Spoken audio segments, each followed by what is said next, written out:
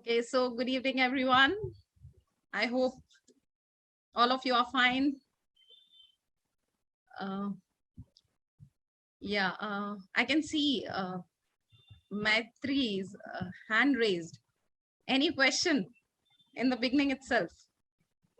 You all can use your chat box, and I would love to hear your opinions through the chat. So as much as we can converse.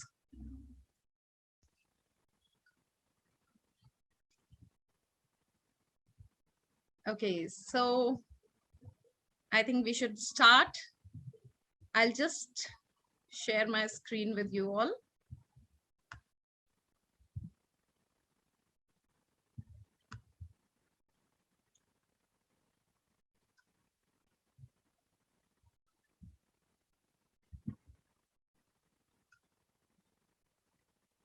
I hope my screen is visible to everyone. Okay, so a very relevant and what to say, a topic which most of the parents or all those people who are dealing with teenagers, a topic which everyone wants to know about, like how to communicate with teenagers, right? A big question. What to do? Like, whatever we say, whatever we do with the teenagers, like ultimately they don't listen, they don't want to communicate, they are not following what we are telling. So there are n number of problems related to teenagers.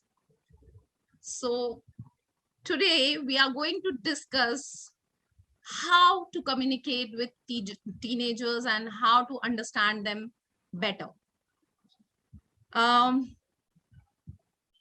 Let's take a very common scenario, a very common conversation that can go at any home with a teenager. Most of this, I think, most of those people who are having teenage children, they will be they'll be able to relate with this thing. Like, for example, a teenager is coming from the school, like, so the question goes, the parent asks, how was your school? Answer is fine. What did you do? Nothing.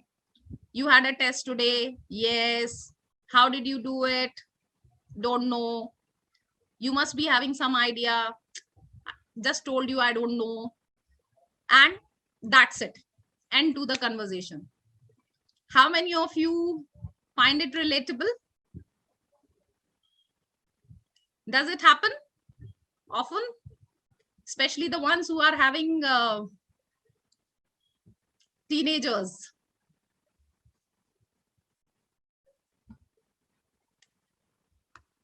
Let me see the chat box. Everyday scenario. Yes. Okay. Usha is saying I did it when I was a teen. Well, very often.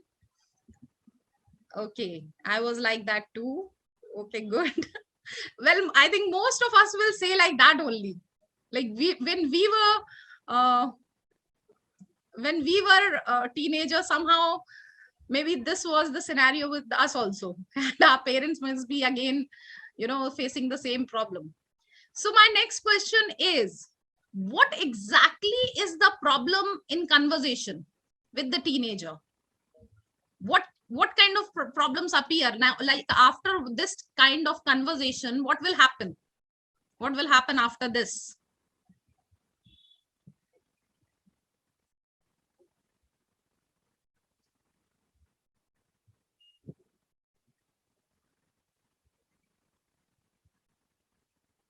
They get irritated fast, lack of connection, they are hostile, and what will be parents' reaction?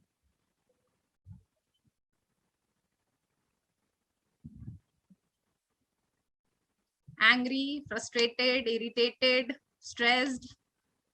Leave them. Yeah, the teenager will think that no one understands them, helpless, Okay, parents are left confused. What to do now? What to talk to them?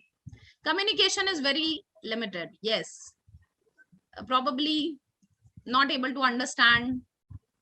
Oh, they think parents are outdated. Definitely, for every generation, their parents are outdated. Probably we also pass through that thing only when we used to think that our parents don't understand what we are saying. So I think the way of communication should be changed. Yes, very true. So the thing is that ultimately, like, the common problems that occur after any such sort of conversation is the conversation becomes like it actually deteriorates. There is no conversation. It's either like nagging, yelling, fighting. The parents will, I ask you anything, why don't you respond? Is this the way to give the answer? What are you doing? Why you are doing like this? Why don't you give me correct answers?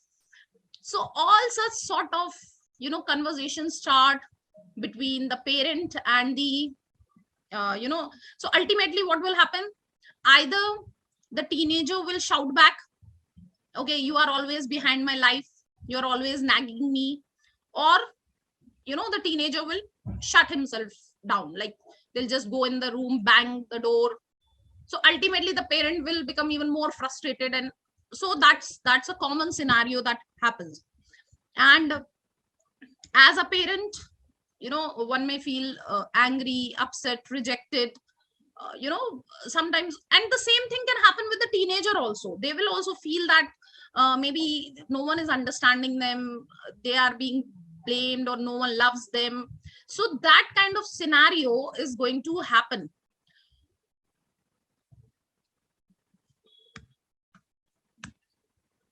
And ultimately the issue under the dispute will never improve. It's like a cycle which goes on. Parents will blame the child, and the child will, or the teenager will blame the parent. So ultimately that's kind of a cycle that goes on, which creates frustration in the teenager also, and it creates frustration in the parents also. So ultimately, when all this is the scenario, so what exactly is the solution? How can we understand the teenagers?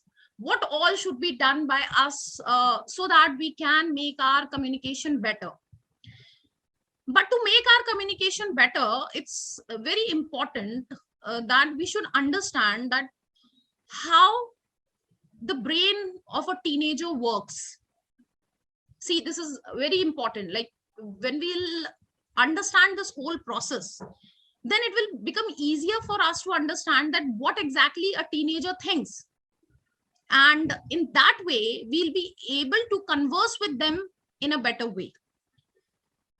So when we talk about a teenager's brain, if you talk about a teenager's brain, see, as such, our brain, we all know that our brain, the development of the brain starts from the time, of birth, as the child takes birth and grows and all. So that changes goes on, and obviously they take place during the adolescence also. And the structural reorganization and all these things, they continue even till the age of 25 also. A teenager starts having certain decision making skills, starts developing certain decision making skills during this time, but still they are not so much developed.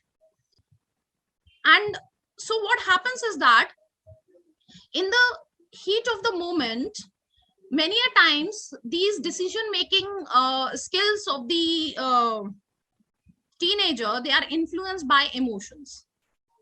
Why they are influenced by the emotions? Because the brain of a teenager, it relies more on the amygdala. Now, amygdala is an important part of the brain's limbic system. Now, let me just tell you, like, what exactly is the function. Limbic system is actually one of the oldest part of the brain. the earliest, the prehistoric times. And this system was there to, to make people sense danger. Limbic system helped the prehistoric men to sense danger. They were able to sense danger. So that is why this system is from the prehistoric times. And it is also the emotional part of the brain, which controls the emotional part of the brain. So in a teenager, the brain is more relying on amygdala in the limbic system rather than the prefrontal cortex. The prefrontal cortex, which is actually more of, the decision making, more of rational thinking and such sort of things. But a teenager's brain is more relying on the emotional part of the brain. So here comes the answer to our question, that whenever we start, kind of nagging the teenager, whenever we try to ask them certain questions or go behind their life, what happens? Immediately, teenagers, that amygdala, danger, it starts showing signs. Okay, it's a danger situation. So either you have to fight or flight. And so you get the reaction. Either they will run away from the situation or they'll start fighting, because the brain has given a danger signal. So this is something very, very important for us to understand. Their prefrontal cortex is not developed yet, which can help them take proper decisions. So ultimately, like, because of all these things, because of all these, this particular part of brain being more dominant, that is the reason the child is more emotional. Like if you'll say things to them, they'll become angry, they'll become emotional, they'll start crying, they'll say you don't love me, there's no one who understands me, and so on. So what is more important is that they need the support from the parents, because obviously the parents, they are the adults and their prefrontal cortex is developed. And so it is very important that they need to understand what is happening with the teenager, what is happening with the child. And so ultimately they are the one who has to maintain the balance by staying calm in that situation. I know it's hard, said than done. Matlab, one may, lose their temper when they get this type of behavior from the teenager. But still, as an adult, it becomes very, very important that at that moment of time, when there is some heated situation, when, you are seeing that the teenager is not responding or he's getting emotional or agitated, as a parent or as an elder, it becomes very important that you should handle the situation. So just a second. I think there is some question. Let me just see. Yeah, there is. Yeah, definitely. Prerna is saying there is a generation gap. Yeah, definitely that generation gap is always going to remain there. Like if you recall your teenage, all of us, like if all of us, we try to recall, let's be truthful. Don't you think we also had the same kind of feeling? Maybe nowadays we can just say that the teenagers have become more vocal with their feelings. They somehow express their feelings more openly. Maybe we were not of that kind. We couldn't say this directly to the parents that you are, you don't love me, or you don't, such kind of things. But somehow, that gap was still there. Don't you think so? How many of you agree to this?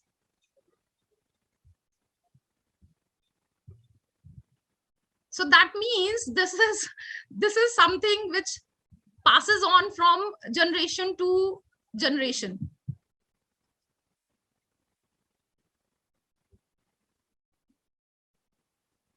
Okay, parents are trying to teach moral by saying their past experience. Agreed to some extent. But one thing more that we have to understand is that, somehow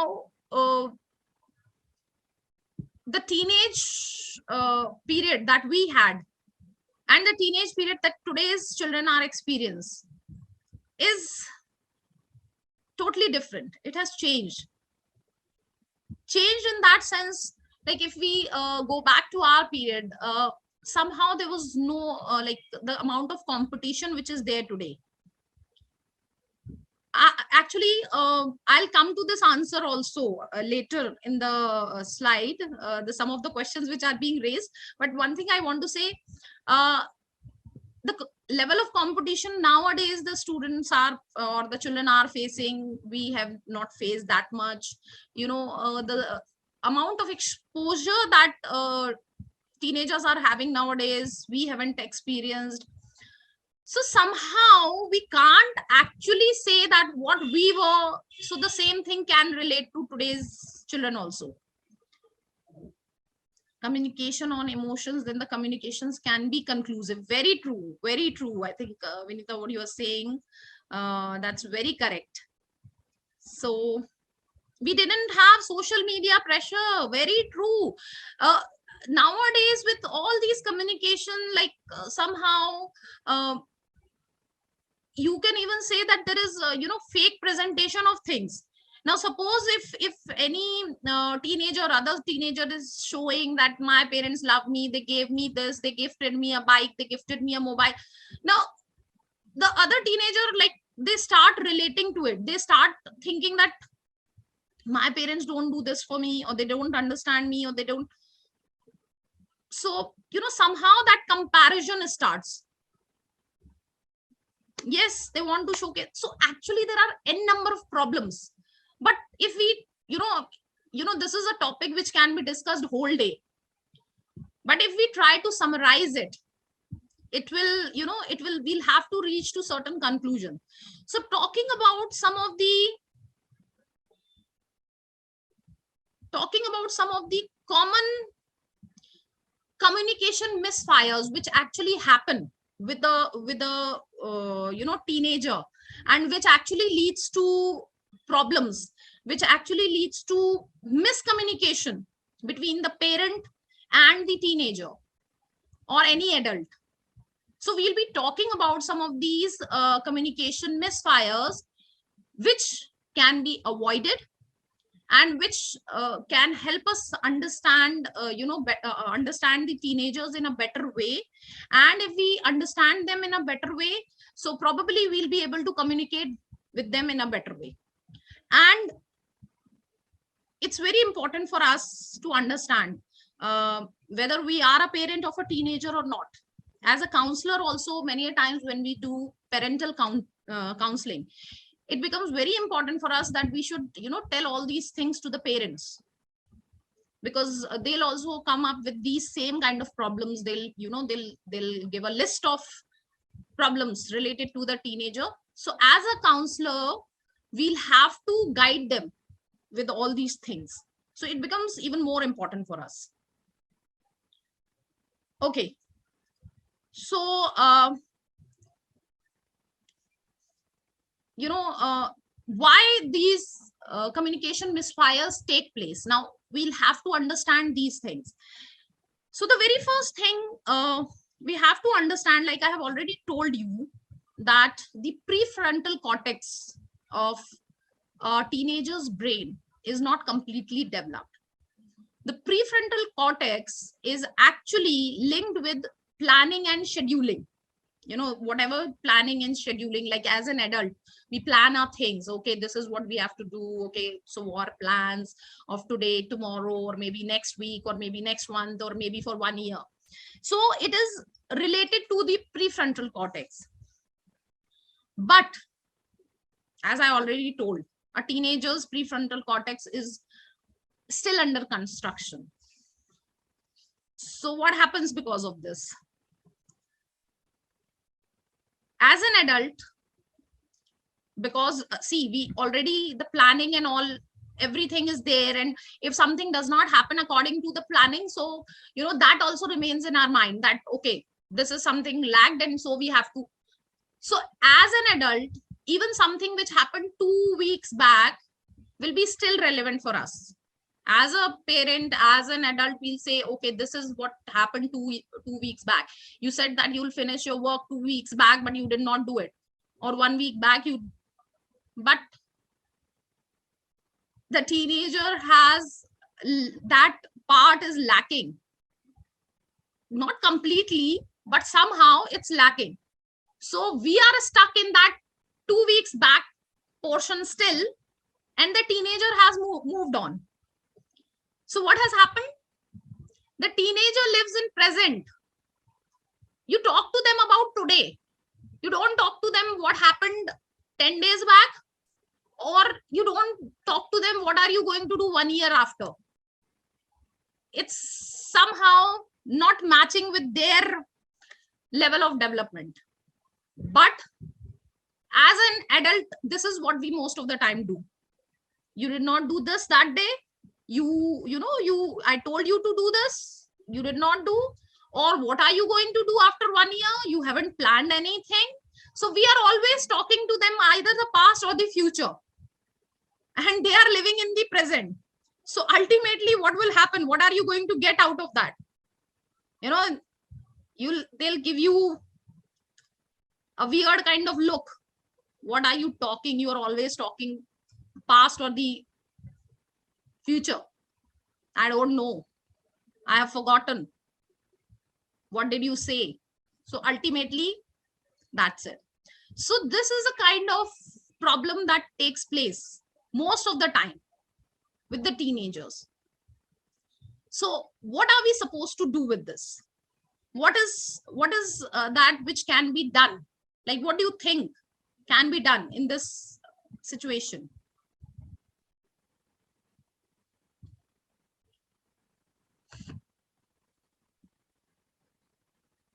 Yes, any ideas? How can we avoid this situation?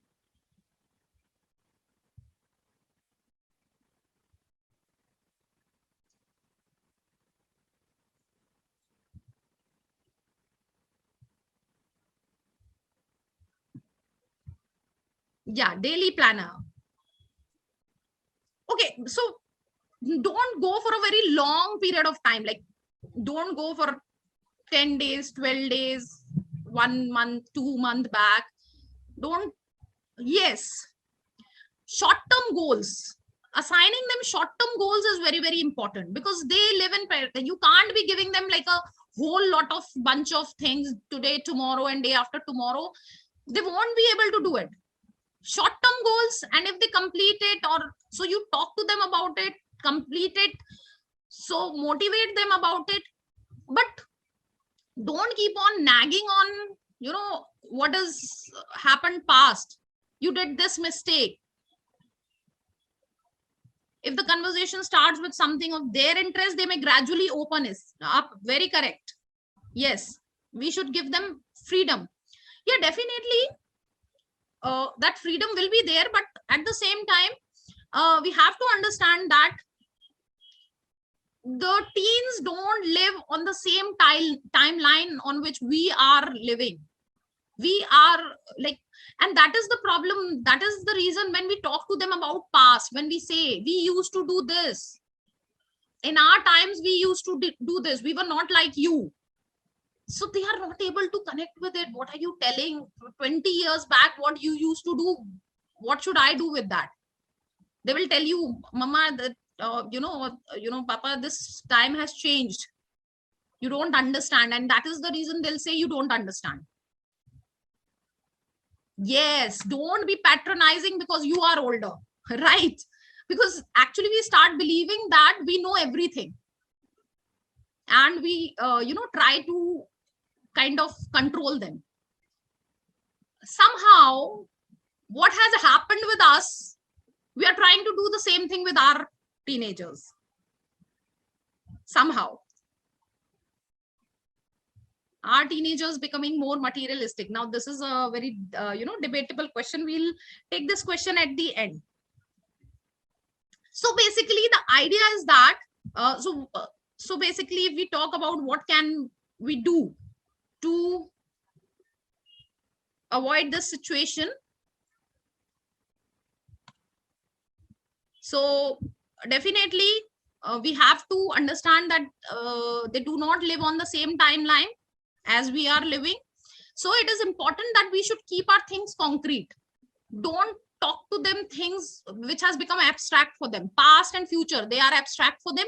So talk concrete, and that is present now. That's it. Okay. Next, communication misfire, which happens with the teenager. Like I've already told you, teens are ruled by emotions. The most important part, the CEO of their brain is the amygdala, the emotional center. So you can understand, if it is the CEO, that means it is ruling part. So what all emotional reactions that we get from them, it's natural. The prefrontal is not properly developed. It's not rational. So definitely the emotions are always running high. Anytime, anything which they're not able to understand, and rational thinking is not taking place, so that emotions are always you can say shading their thought process. So what can be done for this?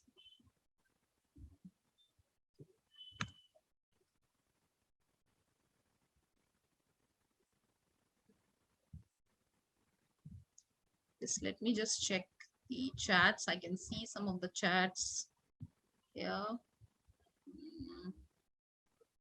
Yeah.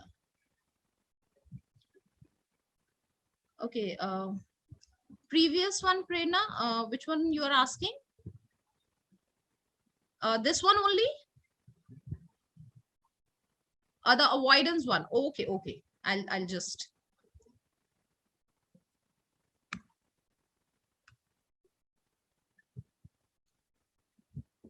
Okay, so tips to avoid that is the we were talking about they live in present. So how to avoid it?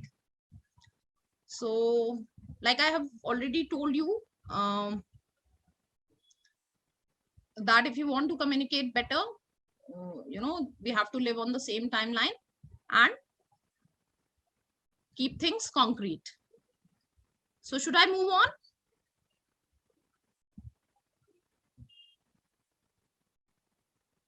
Okay, so next is teens are ruled by emotions.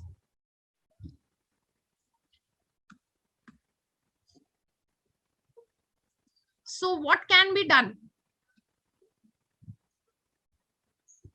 Emotions are not to ignore. We have to understand their emotions and not to ignore, correct? What else? Patience, understanding, empathy, very much needed, very important.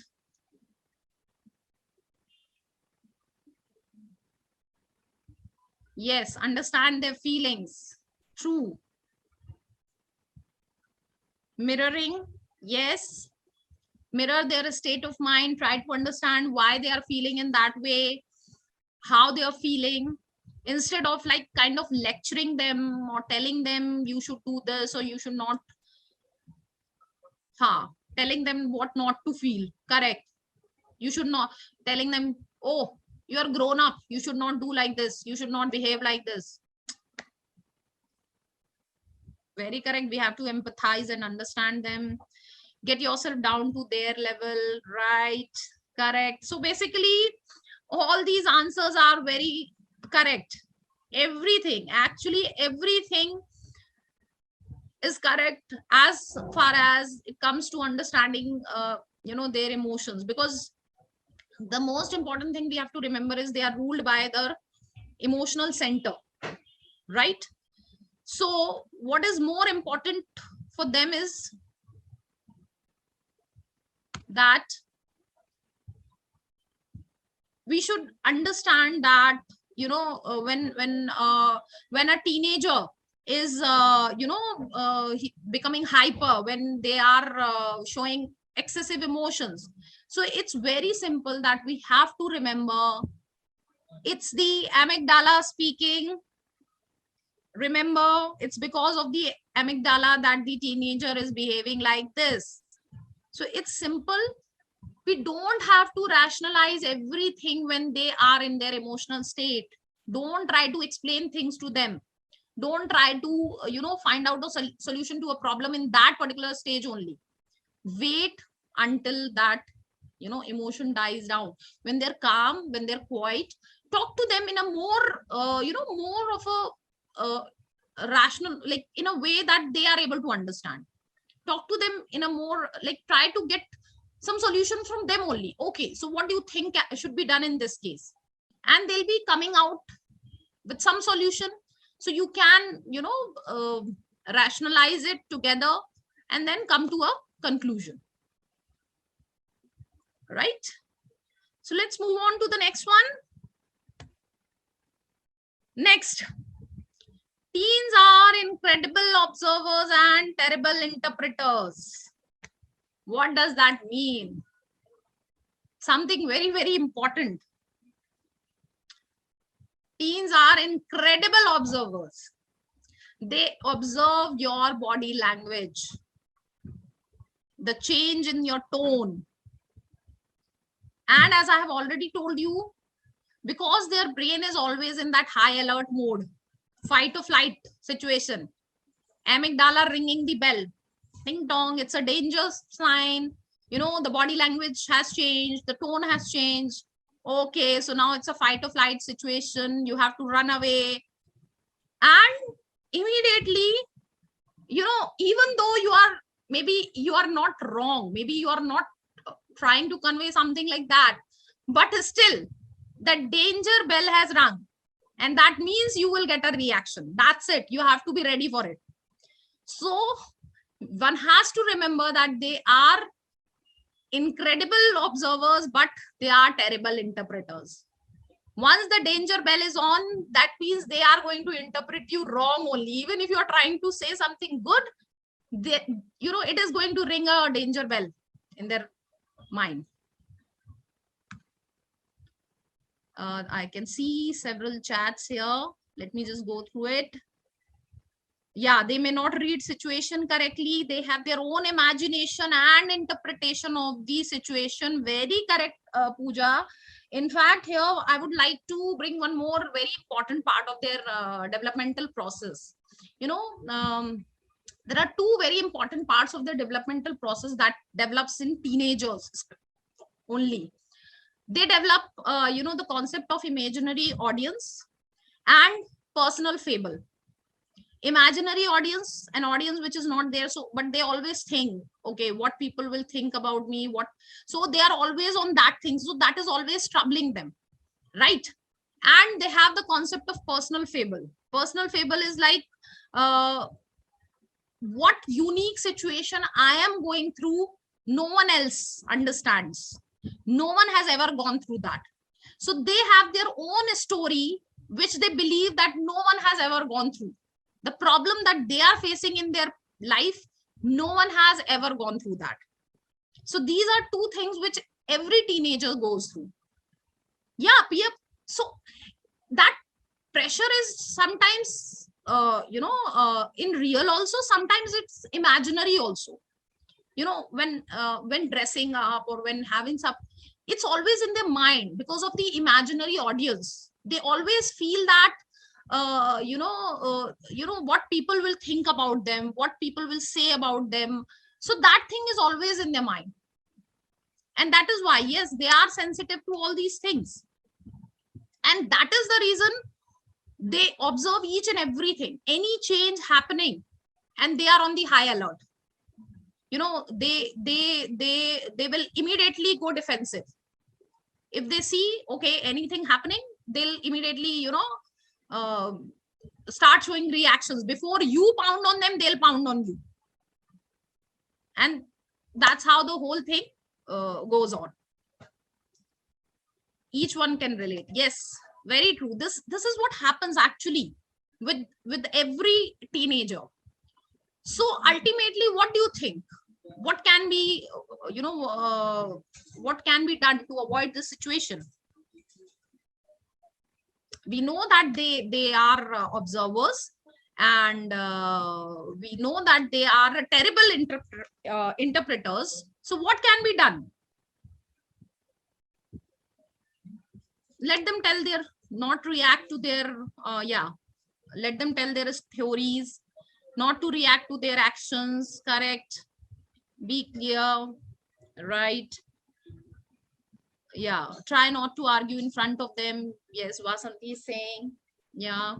Have open discussion. Give them enough space to explore and explain. Correct, Ucha. Right. And the most important thing, which is like, with all these things, what one more important thing that we need to do is not to use any statement which sounds judgmental. Because as I told you, any statement which is coming as a judgmental statement, oh, you are like this, and you are immediately going to get a reaction. That's it. Because even though you may have said it in a very normal way, you may have said it in a very casual way, but it is going to ring a danger bell, and you will get the reaction. And we have to remember that judgment speaks louder than the praise. So praise, they may not like take it that way, but judgment, if you're giving in any way, any statement, the reaction is definite. Right? So this is something very, very important that we should keep in mind while talking to the teenagers. I can again see certain chats here.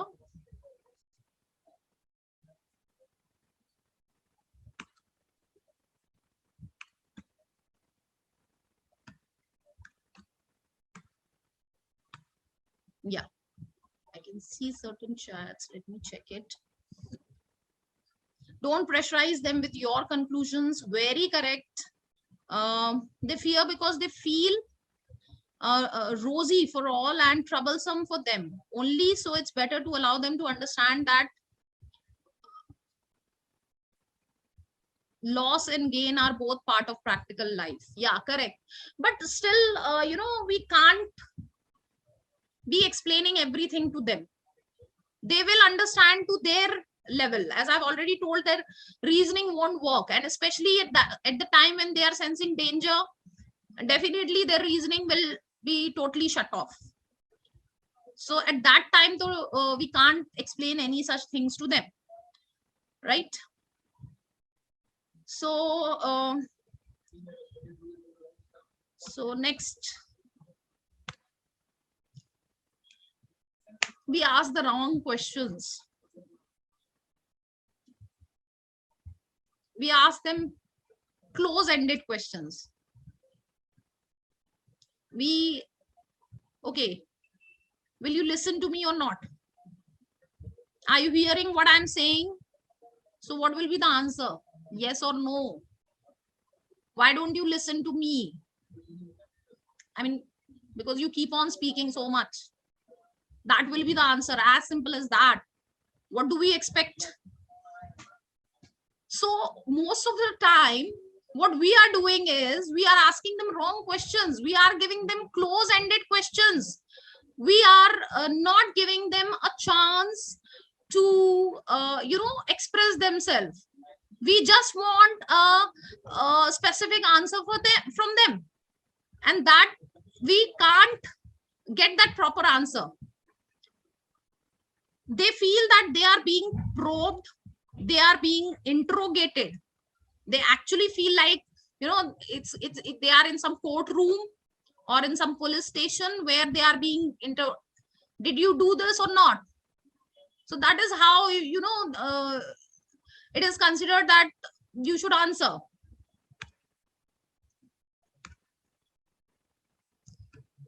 So that is something, if you're asking them in an interrogative way, that is the response you're going to get.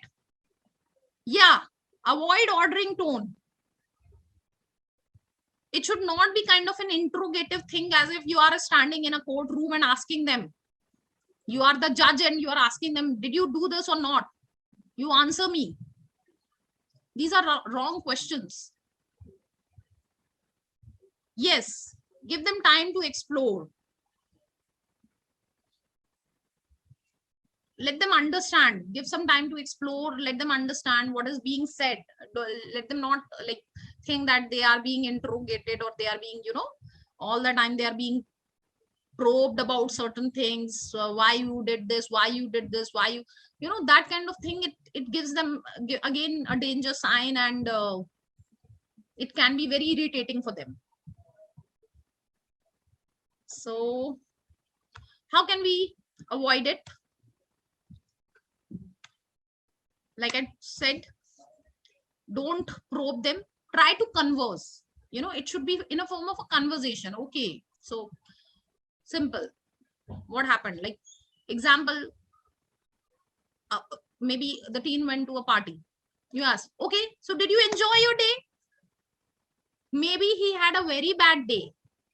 He had a fight with the friend. And now you are simply asking, did you enjoy? So it's a close-ended question, yes or no. So the reaction is going to be an outburst. A simpler question can be, how was your day? Would you like to share with me? An open-ended question. Next. Yes, this is something which I was talking initially also. We forget what it is like to be a kid. When we become parents, we forget what we have experienced. What were our emotions as a kid, as a teenager? Now we are thinking as a parent. We are, trying to, become, very organizing. We want to tell the child we are very, telling them, do this, do that. Just go back, think, were we so planned when we were teenagers? Did we do all the things in a proper way as we are expecting the teenager to do it now? Always giving them suggestions, do this, don't do that. Were we doing it like that when we were like 12, 13, 14 years old? Did we have all the plans made in our minds and we were following it when we were of that age? Were we like ready with all, ready for all the solutions that our parents were giving us, and we were ready, accepting, okay, you said yes, done. Were we like that? So when we become a parent, we are actually forgetting what it was to be like a kid.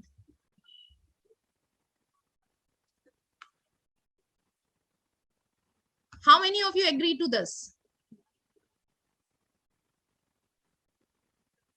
Yeah, Prerna, correct. We should share good and naughty things. That, yeah, it's okay if you're naughty, like we also did. But at the same time, in a very subtle way, we need to explain to them what are the limits beyond which they should not go, so that, they don't get into danger or any problem. But yes, because the child will always think that as if you are born as a parent only. You were never a kid. And because you're always giving them all those suggestions, and, so yeah, you can tell them how you did things. And maybe, you can even say that, okay, if it was a mistake that you did, and how your parents corrected it, and how you accepted it. So that way the child may able to understand that, yeah, somehow. And they will also feel that, okay, you were also born as a child only. You're not like someone coming up like a grown up since ages. Yeah, be like a friend with them. Talk to them just like you talk with your friends. True, very true. Right? So that is very, very, let them think for themselves. Correct. Because see, we also never liked, like, okay, as I said, we accepted what parents said to some extent, but somehow in their mind, we also had that thought that, like, why are we being told the same things again and again? So same thing with the child, with the teenager, right? So what exactly can be done to avoid this situation? It's very simple. If a teenager is doing okay, any of the thing, let's say, for example, if you talk about their academics only, we as a parent, we have a very bad habit of telling. In our times, we used to sit and study for 8 hours, and uh, maybe your child is able to sit for just 2 hours or 1 hour, and with that 1 hour study, he is able to grasp all that what is needed and is doing fairly well in his exams. So why do we want them to follow what we did? Maybe that was our way of doing it, and your child has some different way. So, always telling them that you do it this way, you do it that way, maybe it's not needed. And let them understand that, okay, as a kid, maybe you were following this rule, but if you feel that this is a better one for you, yes, you can. Let them find their own way. They will also know which method is working better for them, right? So ultimately, after talking about all these things, what we will do is, like, we reach to certain conclusions. What all things we need to remember when we are talking to the teenagers, so that, because most of the time, because I had a lot of experience with the teenagers as a counselor, what I have seen is that 80% of time the problem is appearing from the parent side, not from the child side. Like, the behavior, maybe it's actually a response to the behavior what parents are showing. So 80% of the times the problem is appearing from the parents side, and it is very important to explain to the parents what they are supposed to do and how they are supposed to handle the teenager. Though it's very difficult, but as a counselor, this is what is a parenting counseling is something very, very important. So certain points that we need to remember is that negotiate how you communicate with each other. Like, you can talk out with the teenagers. Now you have to understand that they are growing towards adulthood only, so you can talk out, like, what is the way you like. Okay, you can just tell them that I also wish to know what is going on in your life, and or how was your day. So, like, at any time of the day, we can sit together and we can talk. You can tell me what's going on. I love to hear that. That's it. So that is something that we can always do. I can see some of the chats. Let me just check it. Okay, yes, Prerna wants to add something. Yes, Prerna. Okay, there are appreciate, motivate, and guide them as their friends. Give them suggestions, not decisions.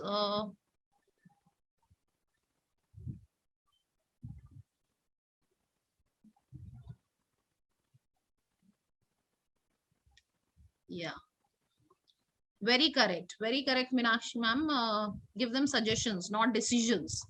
Appreciate, motivate. Yes, these days kids are really stressed out, and that is the reason it becomes very important that we should, like, select what topic to argue about and what to leave.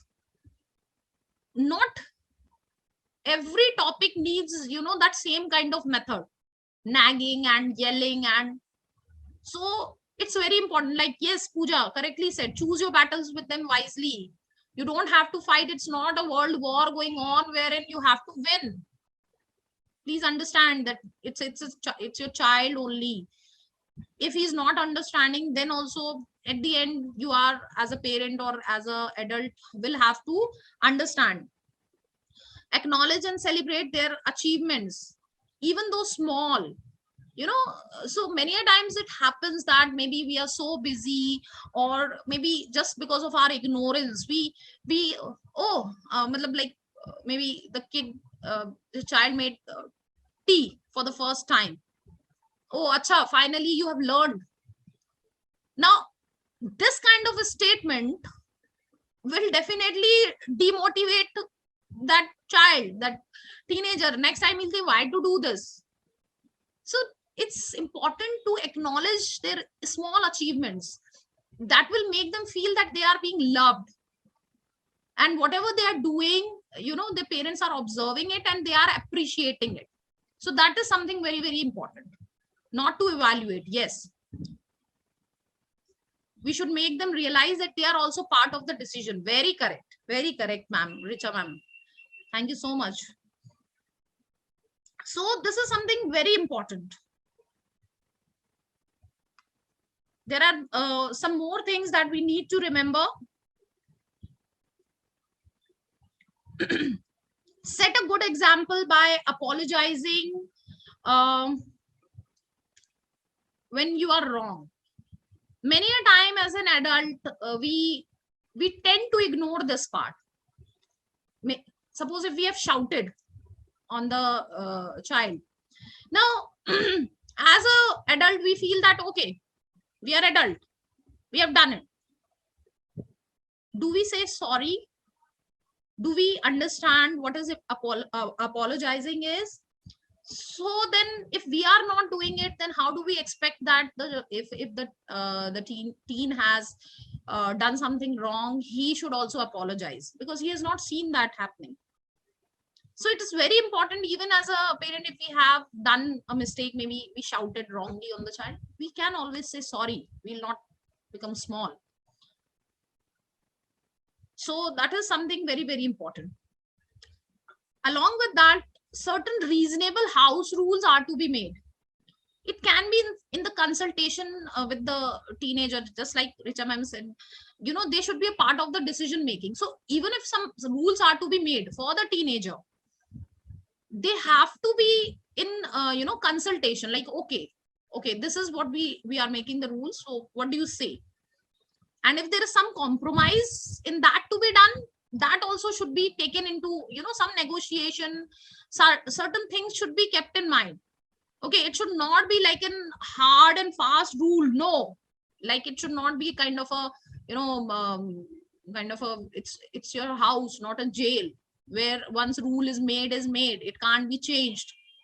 So there should be certain negotiations, certain things which should be discussed, and ultimately reaching to a conclusion. Okay.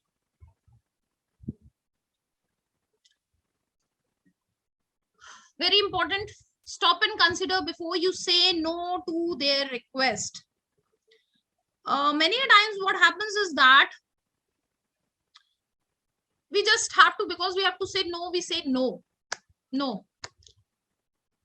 Can I go to my friend's house for the birthday party? No.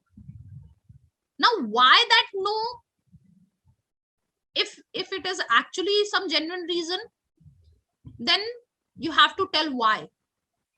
And it should be, so see, first of all, that reasoning won't work on the teenager. So it actually has to be something solid, which even the teenager is able to accept. Otherwise, your no is going to backfire on you. So it's not necessary for everything. It is, just because they're asking you, so you have to say a no to it. And if you're saying, then you should have a genuine, this thing, reason for it. Because it's okay. Okay, if sometimes if they're wanting to do something, let them do it and let them take the responsibility of that thing. Tell them, okay, fine, if you're doing this, now this is what is expected from you, and because I'm allowing you, so this is what should happen. Okay, with logically explanation why you said no to them. Yes, but as I said, even logic won't work with them, so we have to be prepared for it. Putting too much restriction backfires. Yes, correct. So it becomes very, very important that we should be able to, understand, and we should be having a certain logical reasoning why we are saying no to it. Just for the heck of saying no, like, no, you have asked me, so I have to say no, that should not be there. So that is something we have to keep in mind.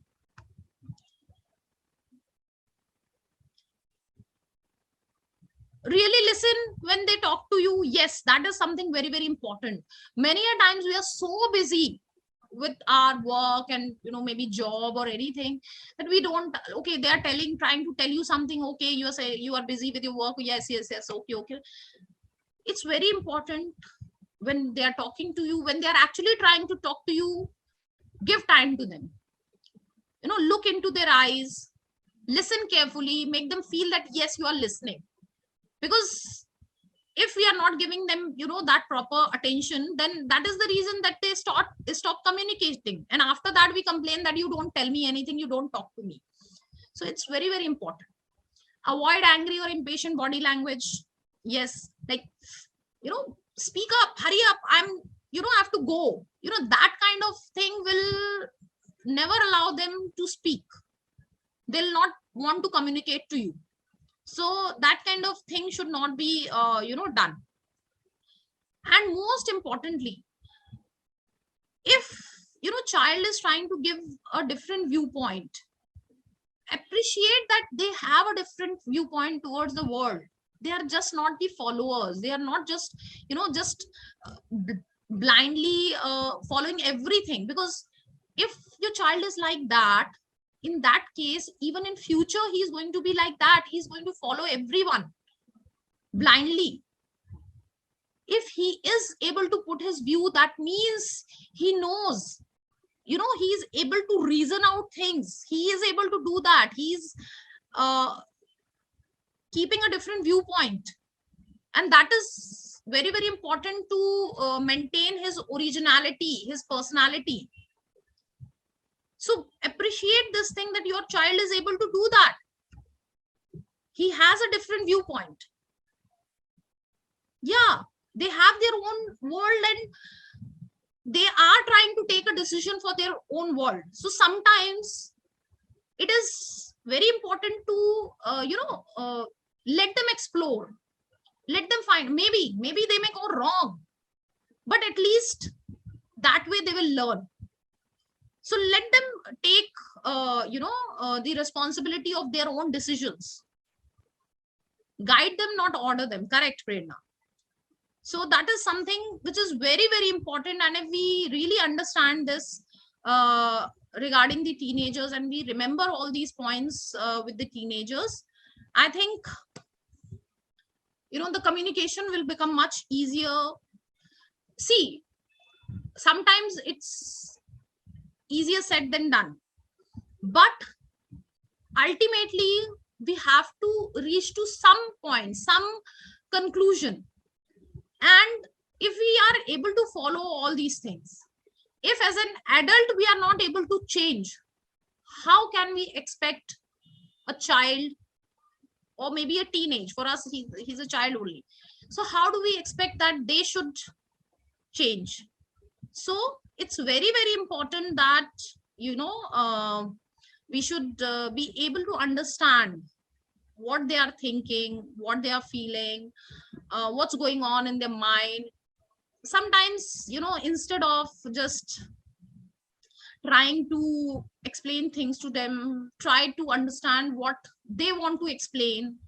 And with that, maybe not all problems, but somehow that gap which builds between a parent and a teenager, that can be filled.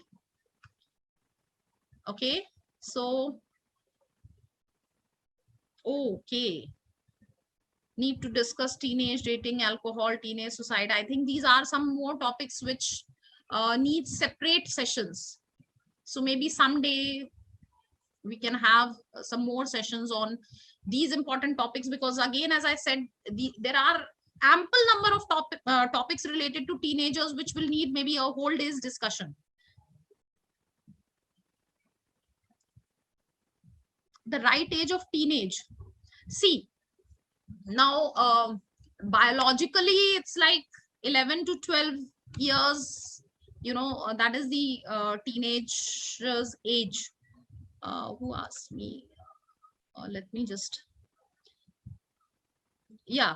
So but yeah, mentally children are growing and we can't stop it. The reason is that because the amount of knowledge which is like, they are whole day, they are kind of bombarded with the information. So it is somehow, we are not able to stop it. But yes, through an improved communication, we can, help them understand that what to accept, even with the information, what to accept, which information to accept, and which information to reject. So that is something very अचानक parents में change आने से kids कैसे react करेंगे? Okay, yeah, they may feel surprised that okay, if today all of a sudden you become a goody mama, okay, I'm listening to you beta, and whatever you want to say, I'm all ears to you. Yeah, they'll be like, what happened to you? Are you okay? So they'll be suspicious, correct? Like they'll be asking, tabiyat to theek hai na? Right? That will happen. But yeah, you can, okay, let's try out something new. Maybe till now, whatever I was telling you, you were not able to understand. So let's try out something new. So maybe let's talk about it. Let's discuss. Maybe I am able to understand what you are trying to say. Yeah, correct. How to talk about something that they are doing which will harm them. Okay, now these are certain things, again, these are certain things which goes on to like addictions or any such kind of thing. So as I have already told, a detailed discussion, it will need a separate session, to how to talk to teenagers related to such sensitive issues. So maybe someday we'll have another session in which we can discuss about such topics. Is it just communication and conversation? See, communication includes two-way conversation along with active listening.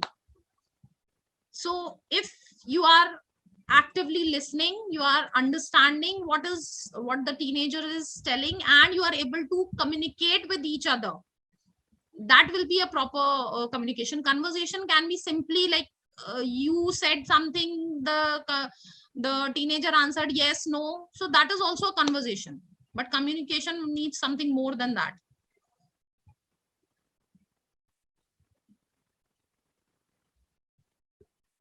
Okay, thank you so much. Okay, Neeraj.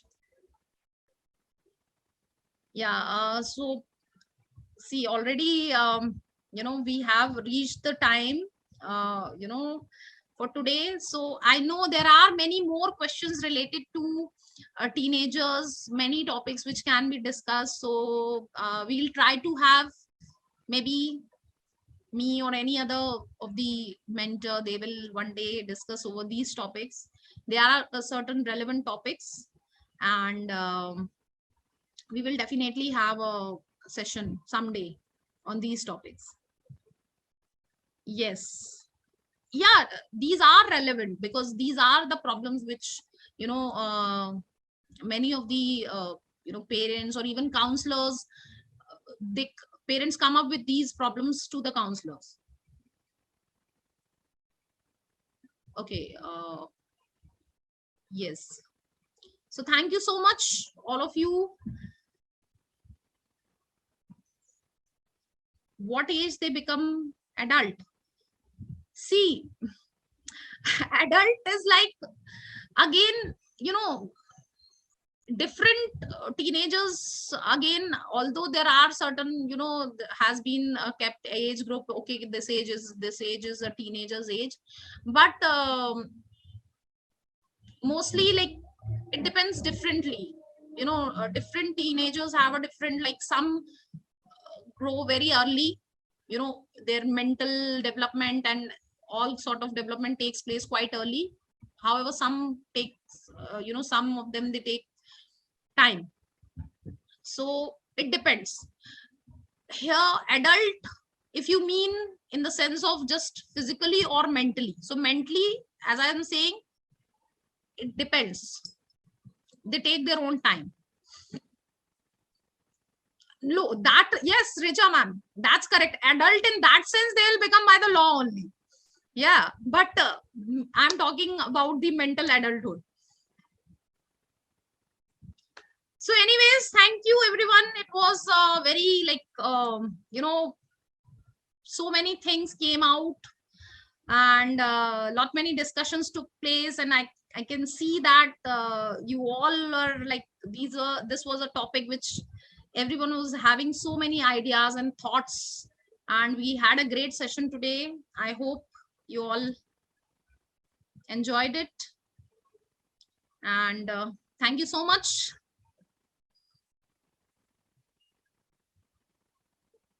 Yeah, sure, we'll definitely continue with the more of such topics as and when. So thank you so much, all of you, for being a wonderful audience and sharing your views. It was amazing interacting with you all. Thank you so much.